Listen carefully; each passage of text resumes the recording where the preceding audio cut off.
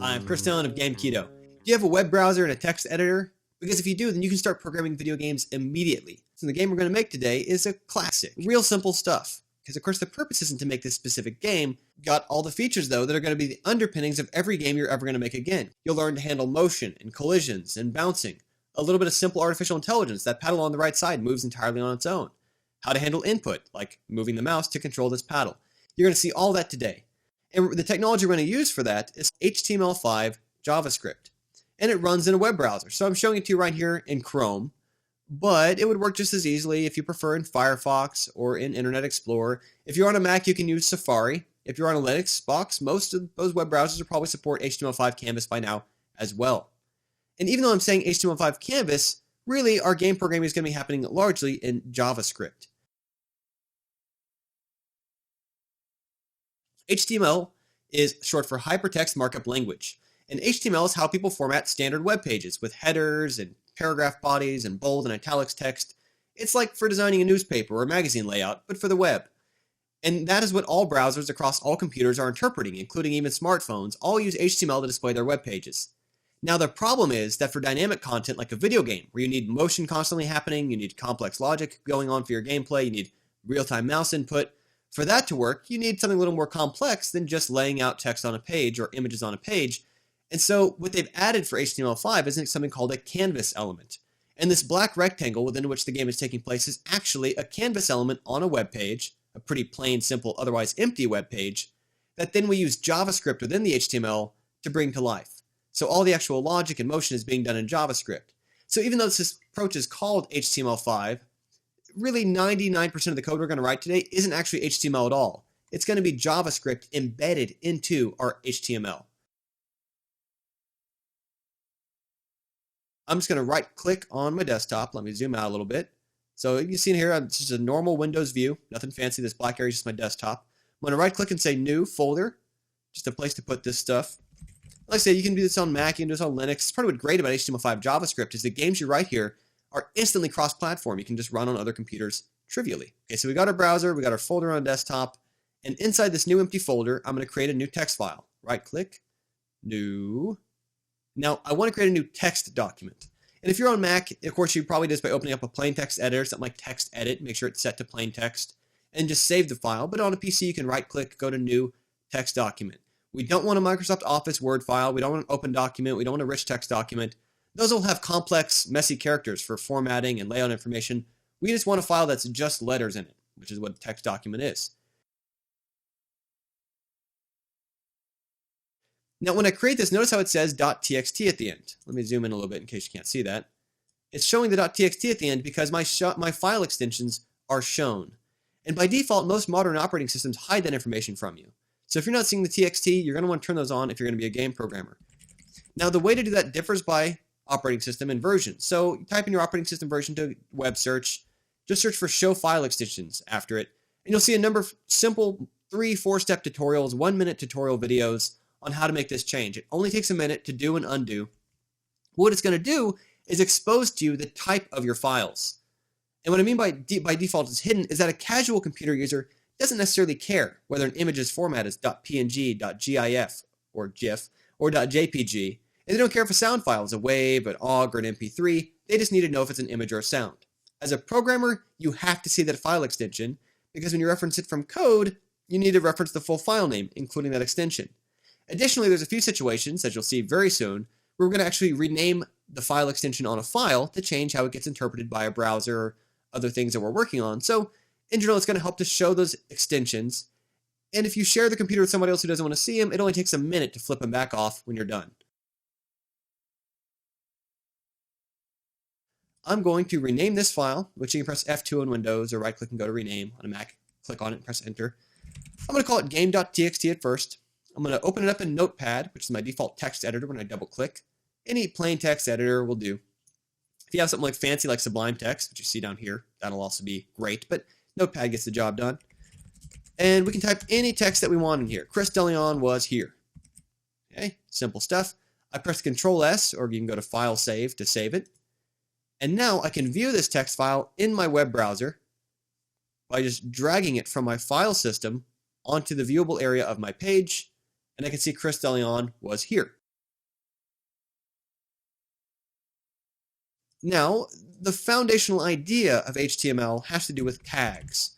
So I can say like this text is thick because it has an open bold tag, B is for bold, and a close bold tag, the slash is a close, and I is for italics. This text is slanted, /I, and this text is normal.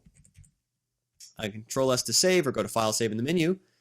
And this is just the real simple, real straightforward, plain HTML kind of stuff with open and close tags, where the text between here will be seen as thick and bold. Text between the I tags, open and close has the slash, will be slanted or italicized. And let's see how that looks in the browser. I can refresh it here. The first time I click this, though, I'm going to see those actual typed characters. I don't see bold and italicized text. And the reason for that is because this file's extension is .txt. The browser is looking for that end of that file to be .html to know what to do with it. So let me close my file from Notepad because I'm about to rename it. And here's what's going to help that we have the file extension shown. I can right click, go to rename. I don't want to change the word game at the left of the period. I want to change the txt on the right half of the period to .html.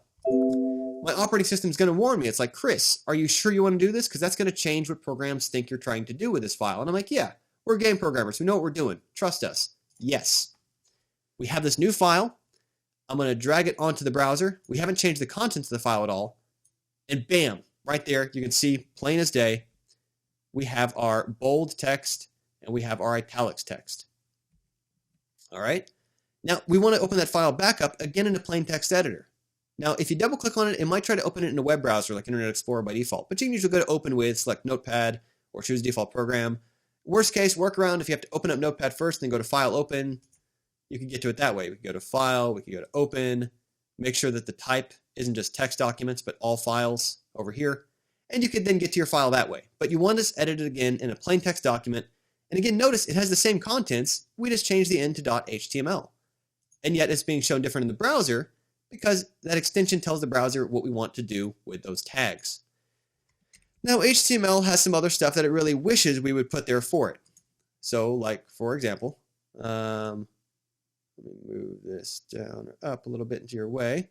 All right, so for example, formally, it kind of wants an HTML at the top and the bottom.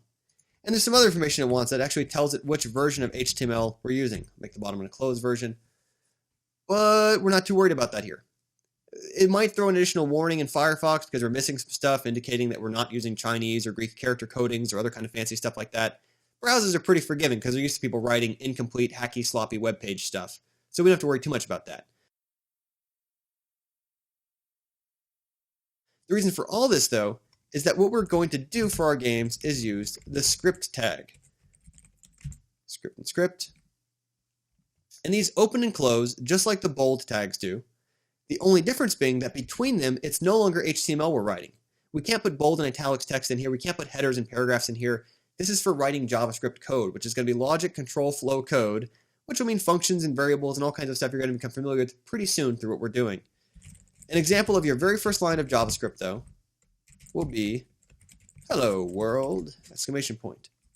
I'm going to go press Control S to save, or File, Save in the menus. And then let me walk you through what we're looking at here. Again, between the open script tag and the closed script tag is JavaScript only. No HTML can be in there. I've indented the code. Indenting is actually optional, but helps readability for programmers. The computer doesn't care one way or the other. But it makes it easier for me to see where our code is versus the HTML around it.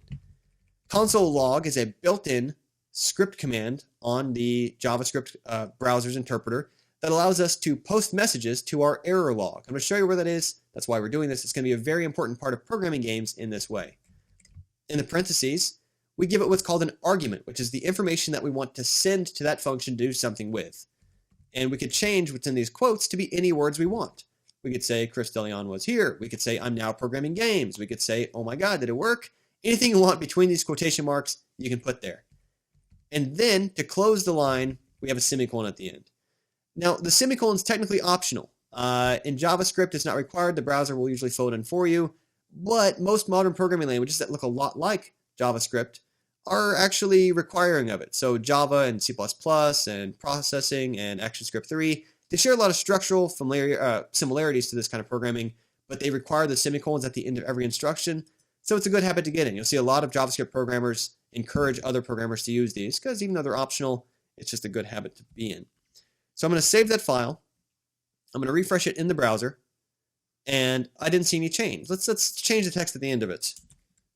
New text added here. Okay. Control S to save it. I'm going to refresh it in the browser. Remember too, if you're not seeing your file at all, make sure you've dragged it over since you've renamed it. All right. So tennis game, drag it over. And we're seeing new text added here. So this is definitely the newest version of the file. But the difference being that we're not actually seeing that hello world statement. Where it went is the console log. And to get there in Chrome, I'm going to click on this grip in the corner, this little 3 lines thing. I'm going to go down to More Tools. And then I want to go to the one that says JavaScript Console. And then right down here on the side, I will see Hello World, game.html:5. That 5 means that it's on line 5 of the code is where that statement comes from. And Hello World is the phrase that I picked because since the 1970s, this has been the first thing that most programmers of any programming language display to the screen. So if you did this with me and you're following along, and I encourage you to if you're not, welcome to the club. You've just joined in with the rest of us game programmers. Now, this will work in any other browser as well, but how you get to that console for the JavaScript is a little bit different. So here I've opened up Firefox. I'll drag my HTML file onto it.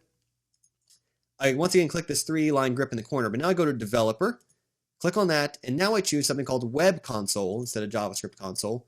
And I'm seeing there's my Hello World, game.html:5, again, line 5 from the game.html file. And then I'm getting this warning of the character encoding is not declared. So this will be trouble if I use characters outside the US ASCII range. This means if I have Japanese or Chinese or Greek characters on the page, it might confuse the web browser how to display it. Pretty harmless warning we can ignore. You see it's yellow for a warning, not red for an error. We'll let this slide for now. There's a way we can fix that with some additional HTML information. Not a big deal. And now over in Internet Explorer, there's a little bit of a quirk to how we're going to have to do this. I'm going to drag it onto our page. And once again, so you see it right there. Now, first off, Internet Explorer is being cautious. Lots of people have taken advantage of Internet Explorer over the years and made it a way to distribute bugs or run otherwise malicious scripts. So it's warning me. It restricted it from running scripts. Do I want to allow it to run scripts? Remember, we're using all this in a script tag for JavaScript. So yes, because that's what our game is. Allow blocked content. Now, let's say, how do we get to our console? I click on the gear, F12 Developer Tools, and we won't actually see it here. And the reason is because it tried to display that before we opened the console. Internet Explorer works a little bit differently than Chrome and Firefox in this regard, in that it'll only display a console log if the console was already open when the code ran. So now that the console is open, I can refresh the page, clicking up here, pressing F5, and down here we'll see, same deal, Hello World gets printed out in the console log, which is exactly what we wanted. Now the console log isn't just for displaying messages we want to print out to ourselves as programmers. And there's a number of reasons we might do this, by the way. We might surface information as we're programming. We can print out numbers we're trying to debug. We can print out where the code is going if we're not sure if a part of it's being activated. But it's also the place where we will see errors. So let's say I was typing this word and I made a typo. I left off that E. That's going to be a problem because it doesn't know what console without the E is. Let me save that, refresh in the browser. And now instead of seeing Hello World, I see uncaught reference error console is not defined, game.html line 5. This way, no matter where you make errors in your code, if you have a typo somewhere, it'll tell you what the word is that's offending it and what line to look in which file. So if you're used to other programming languages and you're just coming to JavaScript here, this is kind of like your compiler. This is your errors or feedback. Now, if you get these, they'll come up all the time. Don't feel bad. You're not doing something wrong. You're not a bad programmer. Part of programming is just dealing with errors that crop up each time you work on your code. So whenever you see these, don't feel, like I say, don't feel bad. Don't, beat yourself up over it. I've been doing this stuff for 15 years. I still see errors all the time in that console log. So we have our program console log opening and displaying the message. There it is. And in the next part of these videos, I'm going to be showing you how to put up that black canvas and start to get some action and graphics happening on it. Talk to you more in a sec.